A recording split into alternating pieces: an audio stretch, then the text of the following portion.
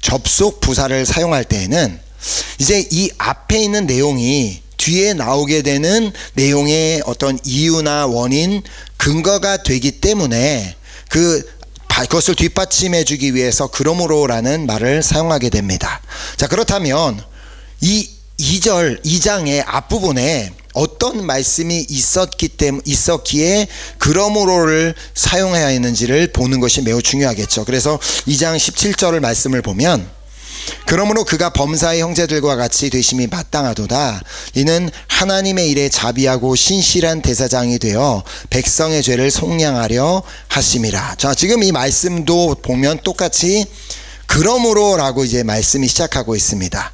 자, 그 이유를 이제 설명을 드리자면, 이 앞에 히브리서 2장에 있는 그 내용을 이렇게 함축적으로 말씀을 드리면은, 이 2장에서 말씀하고 있는 바는 예수님께서 왜 인간이 되어서 이 땅에 오셔야만 했는지를 설명하고 있습니다. 그 설명하는 장이 이제 히브리서 2장이고, 그러니까 예수님께서 이 땅에 인간이 되어서 오셔야만 했던 이유를 설명하며, 그러므로 그가 범사의 형제들과 같이, 즉 우리 인간과 같이 되심이 마땅하다라는 말씀을 하고 있는 것입니다. 어떻게 보면 어떻게 하나님이, 신이 인간이 될 수가 있는가, 그런 질문을 하는 자들을 향해 이 히브리서 2장은 예수님, 그 하나님이 인간이 되어서 이 땅에 오셔야만 했던 이유가 무엇인지를 이렇게 설명을 하며, 그러므로 내가 설명을 했으니까 그가 범사의 우리 형제들과 같이, 우리 인간과 같이 되심이 마땅하도다라고 설명을 하고 있는 것입니다. 자, 결국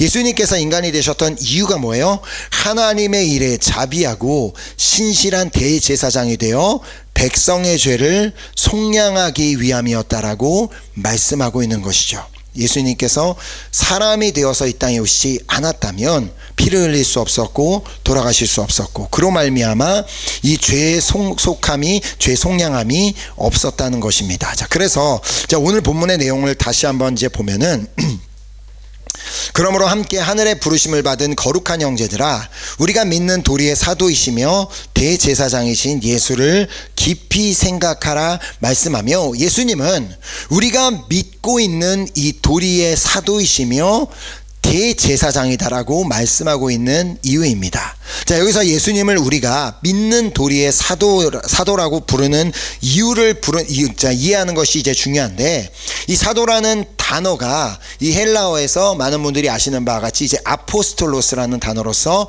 보냄을 받은 자라는 뜻을 가지고 있습니다.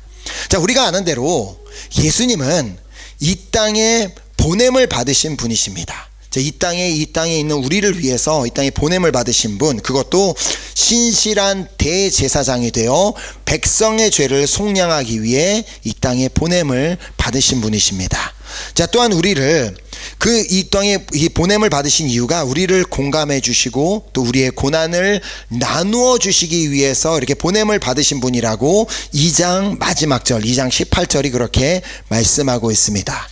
그가 시험을 받아 고난을 당하셨은즉 시험 받는 자들을 능히 도우실 수 있느니라. 자, 그러니까 예수님께서 나보다 먼저 이 땅에 오셔서, 무려 나보다 2000년 전 먼저 이 땅에 오셔서 내가 이 땅에 살면서 겪을 수 있는 모든 그 고난들을 친히 다 당하여 주심으로 말미암아, 육체적인 고난, 정신적인 고난, 영적인 고난, 모든 것을 친히 다 당하여 주심으로 말미암아 내가 시험을 당할 때마다 더 구체적으로 우리를 도우시는 분이라는 말씀입니다. 그러니까 예수님께서 우리가 어떤 것을 겪을 때 내가 다 안다, 내가 겪어봐서 안다라며 그렇게 우리에게 말씀하시는 분이라는 것이죠. 자, 그러므로 우리는 그 마지막으로 우리가 드렸던 찬양의 고백처럼 우리가 감사할 수밖에 없는 이유가 여기 있습니다. 자, 우리가 조금 전에 이제 불렀던 그 두 번째로 불렀던 그 공감하시네라는 이 찬양을 이제 보니까 그 영상 밑에 많은 인기 이렇게 좋아요를 받은 베스트 덧글이 있는데, 그 덧글을 보고 그 내용을 좀 이제 읽어드리려고 합니다. 저는 태어날 때부터 추세의 영양증이라는 추체의 세포가 없어, 무슨 말인지 잘 모르겠죠. 그냥 뒤에 내용을 보면 이해갑니다. 빛의 색을 구별하지 못하는 시각장애자입니다. 자, 그래서 빛이 비치는 낮에는 아무것도 보이지가 않습니다. 누군가에게 빛은 환하게 밝혀 더 잘 보이게 해주는 것이지만 저에게 빛은 그나마 흐릿하게 보이는 형체마저도 사라지게 만드는 것입니다. 눈이 보이지 않아서 당한 괴롭힘과 학교나 사회에서 불합리한 대우와 상처들이 저를 힘들게 했지만 주님이 빛이 되셔서 마치 제 눈처럼 제 마음에 흐릿하게 자리 잡은 모든 상처가 사라지는 것을 눈을 통해서 깨닫게 해주셔서 참 감사합니다. 자, 그리고 주님이 나에게 공감하신 것처럼 내가 잘 안 보이니 나보다 더 잘 안 보이는 사람들에게 공감하는 마음을 주셔서 감사합니다. 이제는 장애가 아니라 주님이 특별히 나에게만 주신 선물임을 고백합니다. 이 찬양을 듣는데 주님의 위로가 또 느껴져서 과거의 일들이 스쳐 지나가며 눈물이 나네요.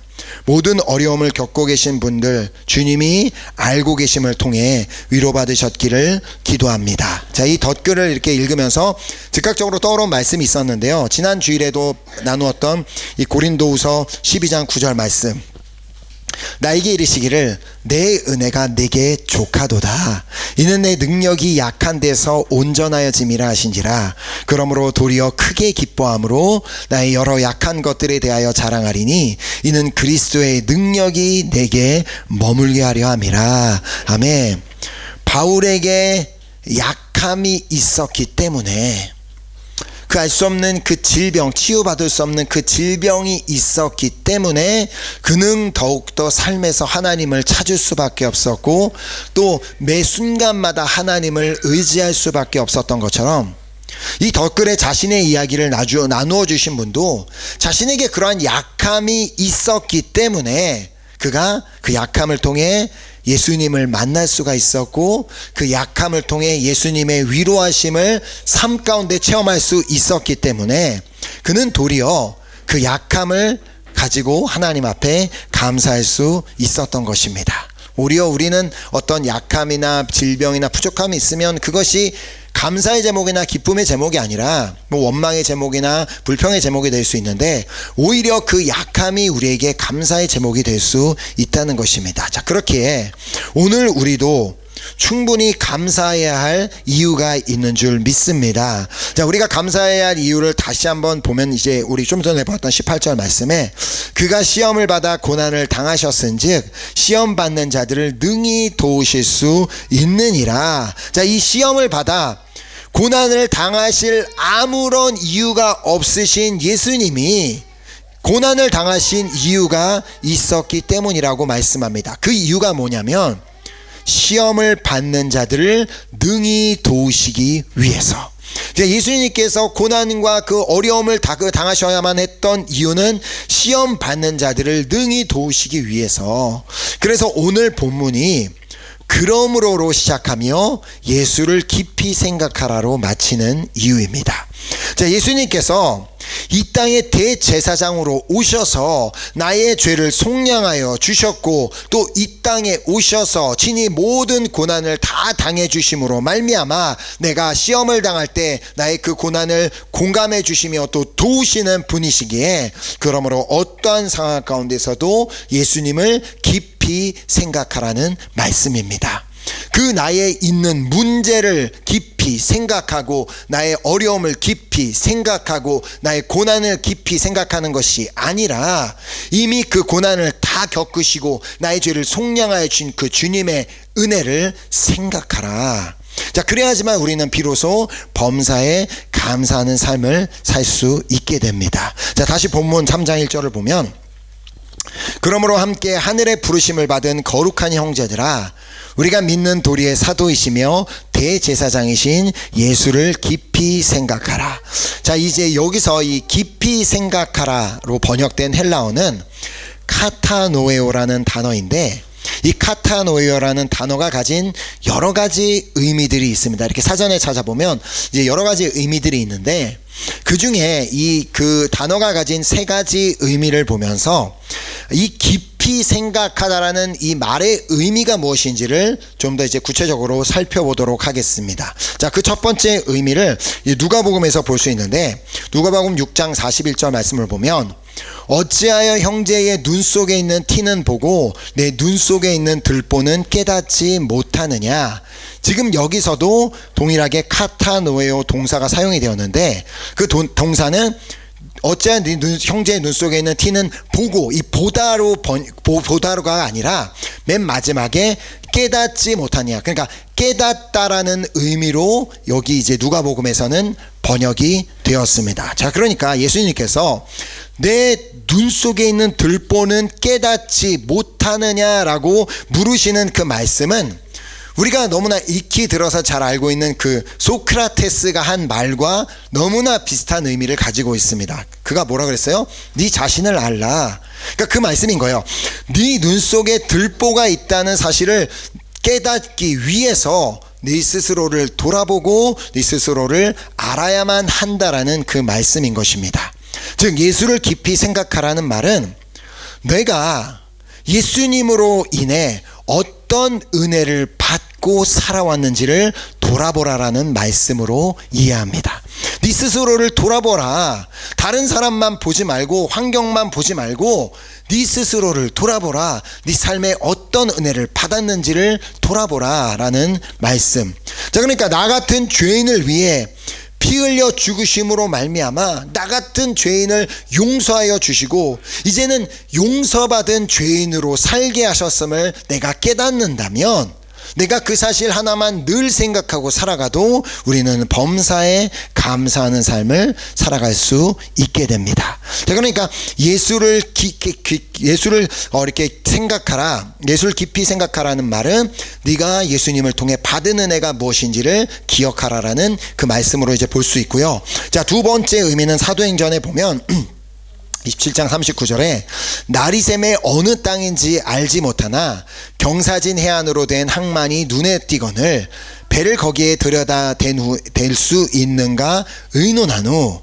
자, 여기서 보면 이 동사가 뭘로 번역됐을 것 같아요? 이거는 바로 눈에 띄거늘로 이제 사도행전에서는 번역이 되었는데, 자, 눈에 띄었다라는 말은 다른 말로 쉽게 말해 발견했다라는 말도 됩니다.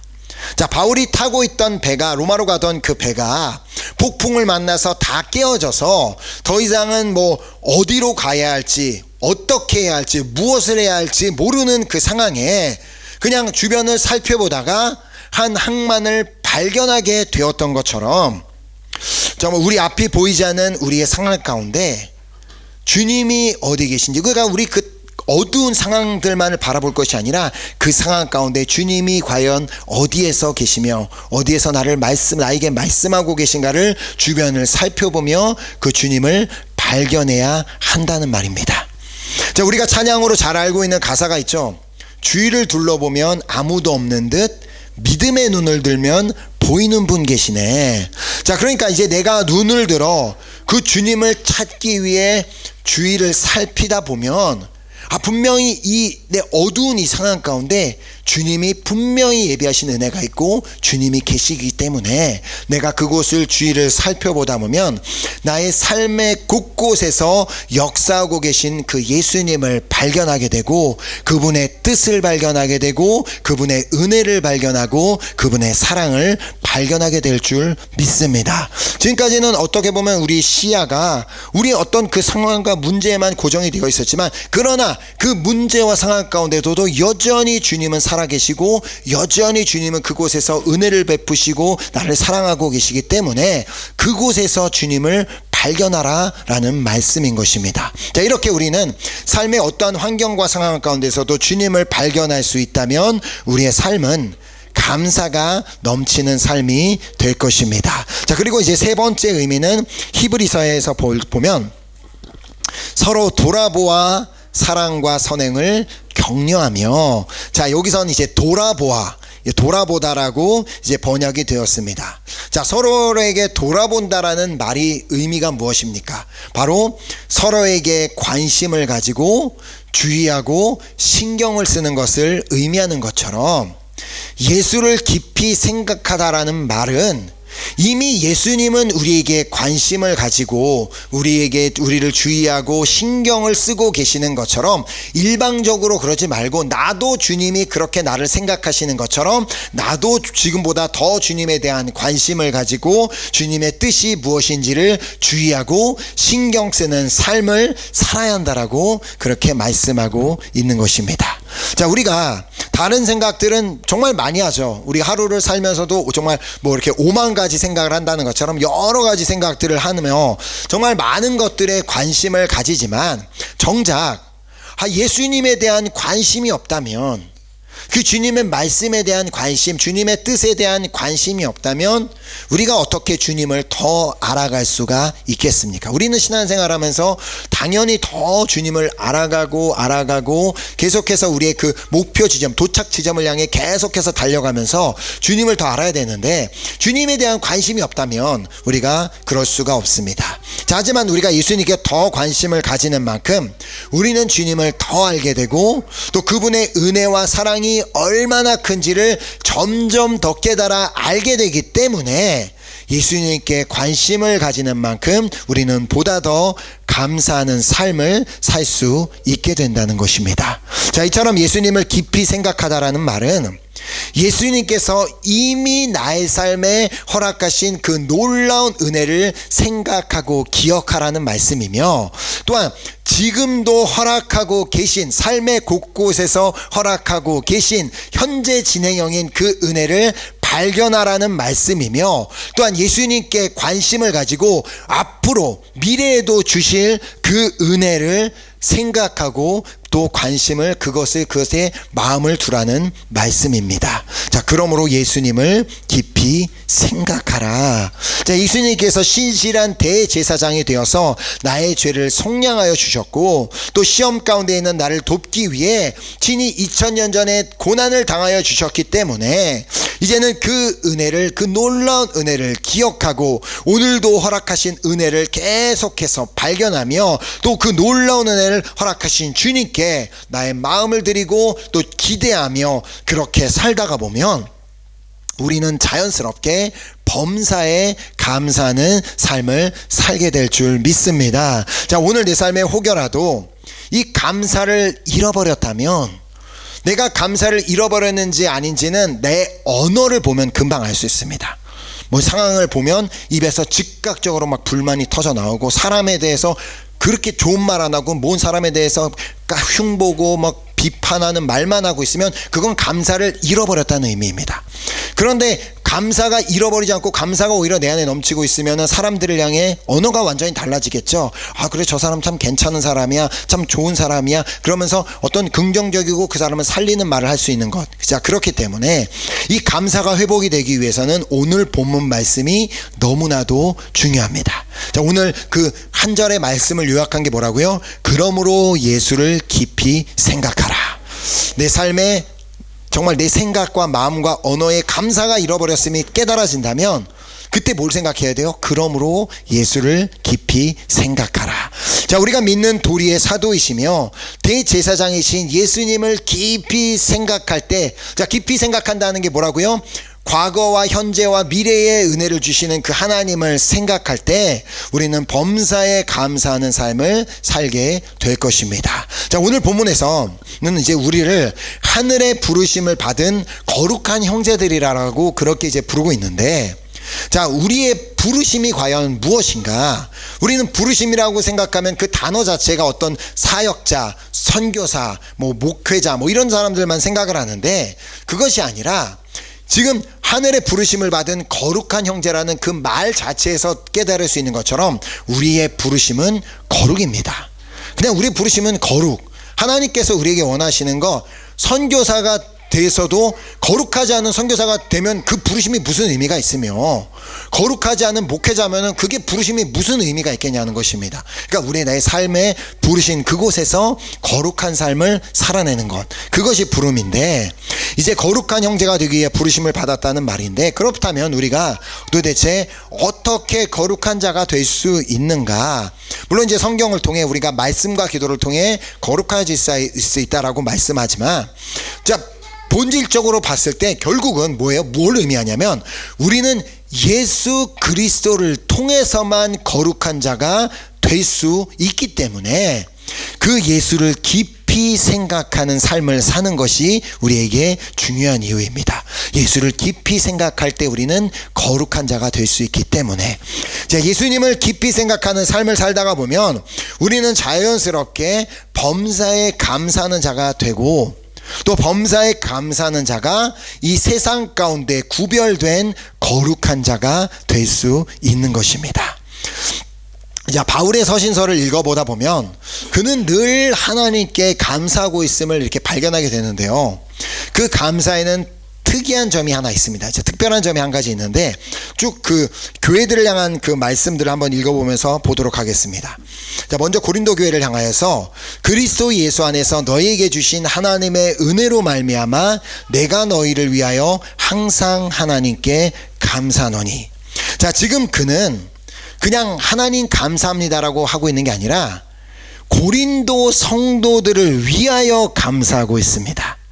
자, 그러니까 그의 감사는 그의 바울의 감사의 특이점은 어떤 사람에 대한 감사를 하고 있다는 겁니까? 성도에 대한 감사. 자, 그래서 에베소 성도들을 위해서도 내가 기도할 때에 기억하며 너희로 말미암아 감사하기를 그치지 아니하였다. 그러니까 그 에베소 성도들을 향하여서도 그 성도들이 존재함이, 그 성도들이 있음이 감사했다라고 그렇게 말하고, 또 빌립보 성도들을 생각하면서도 내가 너희를 생각할 때마다 나의 하나님께 감사하며 나의 교회 식구들을 생각하며 한숨을 쉬는 게 아니라, 내 교회 안에 함께 공동체를 이루고 있는 사람들 걱정만 하는 게 아니라 그 사람들을 생각할 때마다 주님 감사합니다. 아, 주님, 어떻게 빌립보 교회, 에베소 교회, 고린도 교회에 믿음이 좋은 사람만 있었겠으며 신앙이 좋은 사람만 있었겠으며 다 잘한 사람만 있었겠습니까? 마음에 안 드는 사람도 있었을 거고 문제가 많은 사람도 많았겠지만 그냥 감사로 선포한 겁니다. 주님, 이 고린도 성도들을 허락하심을 감사합니다. 에베소 성도 허락하심 감사합니다. 빌립보 성도들 허락하심을 감사합니다. 또 골로새 성도들을 향해서도 우리가 너희를 위하여 기도할 때마다 하나님 곧 우리 주 예수 그리스도의 아버지께 감사하노라. 하나님, 제발 좀 그 사람 좀 바꿔주세요. 어떻게 그런 삶을 살 수 있어가 아니라, 주님, 그런 성도가 함께 신앙생활하게 하심을 감사합니다. 너무 감사합니다. 우리 골로새 교회에 그런 성도들을 보내주셔서 감사합니다. 자, 이렇게 바울의 감사가 특별한 이유는 성도들을 향한 감사가 있었기 때문입니다. 이것이 우리가 범사에 감사하는 것 중에 하나입니다. 어떤 다른 사람들을 향한 감사, 그 사람이 부족하고 어떻다 할지라도 그냥 그 사람에 대한 감사. 아, 저 사람이 나와 함께해서 감사, 함께 교회 식구여서 감사, 나와 함께 이렇게 공동체를 이루어가서 감사, 그냥 감사. 자, 그러나 때로는 이곳저곳 교회들마다 일어나는 여러 가지 문제들로 인해, 또 보여지고 들려지는 일들로 인해 온전히 감사하지 못하는 순간들이 분명히 바울에게도 있었을 텐데, 그럼에도 불구하고 그가 여전히 그 교회들을 향하여, 성도들을 향하여 감사할 수 있었던 이유가 무엇인지를 골로새서 3장 17절을 통해 보게 됩니다. 또 무엇을 하든지 말에나 일에나 다 주 예수의 이름으로 하고 그를 힘입어 하나님 아버지께 감사하라. 그를 힘입어, 예수 그리스도를 힘입어 감사했다는 말입니다. 그 예수 그리스도를 힘입어 감사했다라는 말은 결국은 그 예수님을 통해 자신에게 베풀어 주신 놀라운 은혜를 알고 있었기 때문입니다. 그러니까 바울이 내가 받은 은혜가 얼마나 큰지를 알고 있기 때문에 오늘도 내 삶에 허락하고 계실 은혜, 또 앞으로도 허락하실 은혜가 너무나 그것이 감사하고 있었기 때문에 현실을 바라보며 사람을 바라보며 그냥 그것에 대해 막 던지는 게 아니라, 그냥 그 받은 은혜가 너무 감사하기 때문에 그 은혜에 감사하다가 보니까 이웃을 향해서도 자연스럽게 감사하게 되었다는 것입니다. 자, 이미 자신에게 허락하신 은혜를 생각하며 감사하고, 또 사역지의 곳곳마다 발견되는 은혜로 감사하고, 또 예수님께 관심을 가질수록 더 그 주님과 가까워져서 계속해서 감사하는 삶을 살 수가 있었던 것이죠. 그래서 자, 그는 디모데전서 1장 12절부터 16절에 그가 어떻게 그렇게 범사에 감사하는 삶을 살 수 있었는지를 너무나 잘 보여주는 말씀입니다. 자, 그가 고백합니다. 나를 능하게 하신 그리스도 예수 우리 주께 내가 감사하는 비결이 뭔지 들어보시기 바랍니다. 나를 충성되이 여겨 내게 직분을 맡기심이니 내가 전에는 비방자요 박해자요 폭행자였으나 도리어 긍휼을 입은 것은 내가 믿지 아니할 때에 알지 못하고 행하였음이라. 우리 주의 은혜가 그리스도 예수 안에 있는 믿음과 사랑과 함께 넘치도록 풍성하였도다. 믿보다 모든 사람이 받을 만한 이 말이요 그리스도 예수께서 죄인을 구원하시려고 세상에 임하셨다 하였도다. 죄인 중에 내가 괴순이라. 이 마음이 바탕이 깔려 있으니까 그 어떤 사람을 봐도 감사한 겁니다. 근데 그 반대로 나는 저 사람보다 괜찮으니까 저 사람에 대해서 그냥 판단하고 어떻게 저렇게 살 수 있고 저렇게 행동하고 저렇게 말할 수 있어, 내가 더 높에 있다고 생각하니까, 나는 저 사람보다 나은 사람이라고 생각하니까 쉽게 누구를 판단하고 비판할 수 있지만, 그런데 이 마음이 바탕에 깔려 있으면 내가 죄인 중에 괴수인데, 고린도 교회 성도를 보던 골로새서 성도를 보던 에베소 성도를 보던 내가 누구에게 말할 자격이 있는가? 내가 죄인 중에 최고의 죄인인데 이 마음이 바탕이 있었기 때문에, 그러나 내가 긍휼을 입은 까닭은 예수 그리스도께서 내게 먼저 일체 오래 참음을 보이사 후에 주를 믿어 영생 얻는 자들에게 본이 되게 하려 하심이라. 그래서 그는 범사에 감사할 수 있었던 것입니다.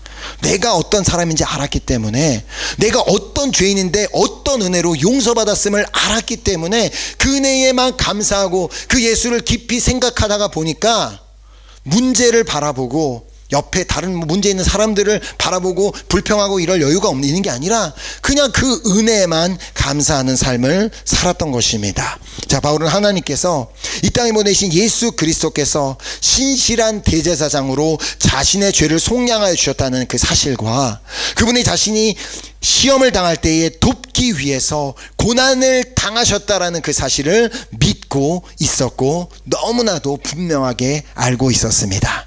자, 그 은혜로 자신이 용서를 받았고, 그 은혜로 말미암아 자신이 오늘도 사명을 감당하고 있음을 알고 있으며, 오늘도 그 은혜로 내가 선교 여행을 하고 있음을 알았기에 그는 어떠한 환경과 상황 가운데서도 늘 감사하는 삶을 살 수가 있었던 것이죠.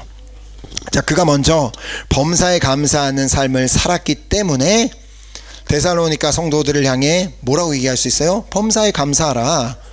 자신이 그런 삶을 살지 않는데 어떻게 그런 얘기를 할 수 있겠어요?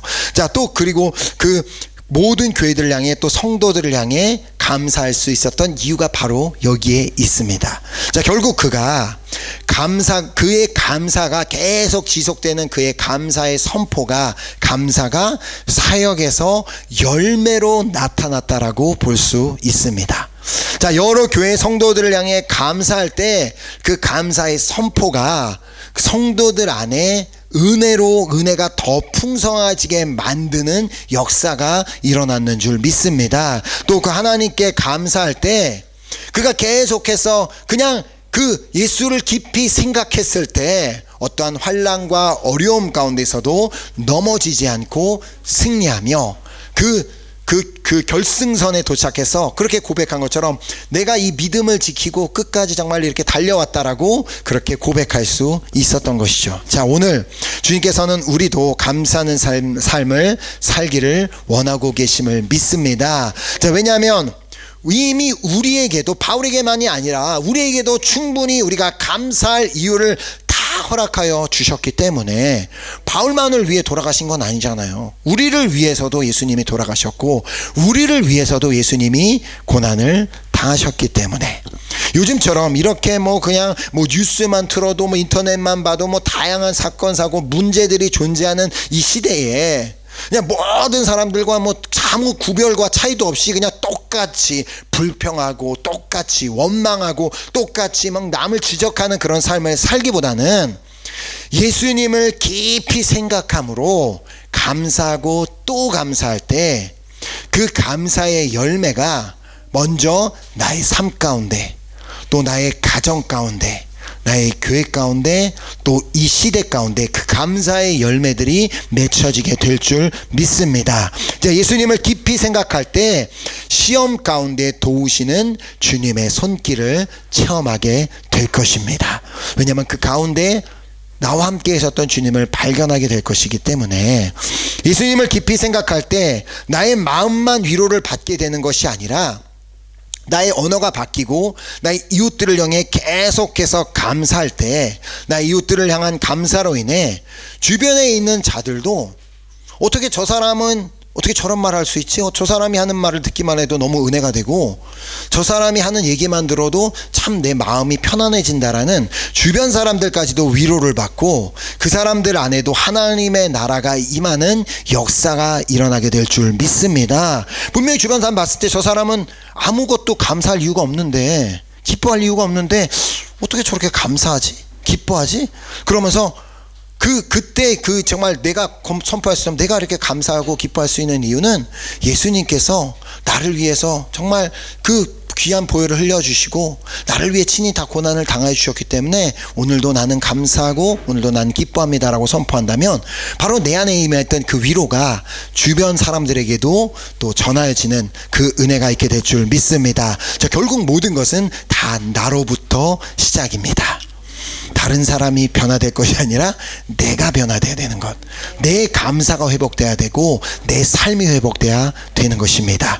그러기 위해서는 우리가 먼저 예수를 카타노에오 하는 삶, 카타노에오 하는 삶은 즉 이미 허락하신 은혜를 깨닫고 감사하는 삶, 오늘도 삶 가운데 허락하신 그 은혜를 발견하며 감사하는 삶, 그리고 앞으로도 허락하실 그 은혜를 기대하며 또 그렇게 주님에게 더 관심을 가지며 감사하는 삶.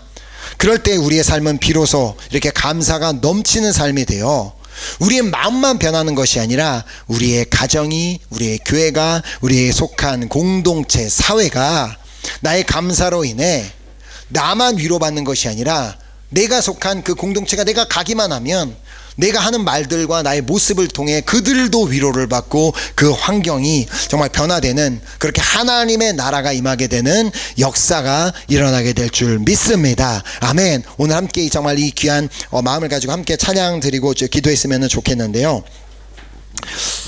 이 말씀을 준비하는 가운데 문득 떠올랐던 그 찬양을 이제 함께 나누려고 합니다.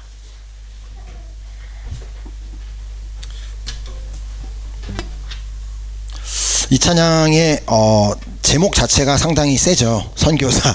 찬양의 가사 제목 자체가 이제 선교사라는 찬양인데, 너무 정말 이 찬양 가사를 쓸 때 어떻게 그 디사이플스에서 사역하시고 하셨던 이제 그 정신호 목사님이 곡을 만드셨는데, 선교사님들 이렇게 멀리 땅에 나가 계신 선교사님들만을 위한 쓴 곡이 아니라 결국 우리도 우리의 삶의 터전에 보냄을 받은 다 선교사들이지 않습니까? 각자의 속한 분야도 다르고 가정도 다르고 환경도 다 다르지만 결국은 그곳에 우리를 선교사로 부르셨음을 믿습니다. 먼저 내가 예수를 깊이 생각하여 그 예수님으로 인해 얻은 위로와 평안을 가지고 내가 이 아픔 많은 세상에 주의 복음을 들고 간다는 건, 물론 예수 그리스도를 전하는 그 복음도 말을 하지만 그 예수님으로 인해 내가 얻은 위로와 평안을 가지고 그 세상으로 나가는 것, 그 역시도 복음을 들고 나가는 것입니다.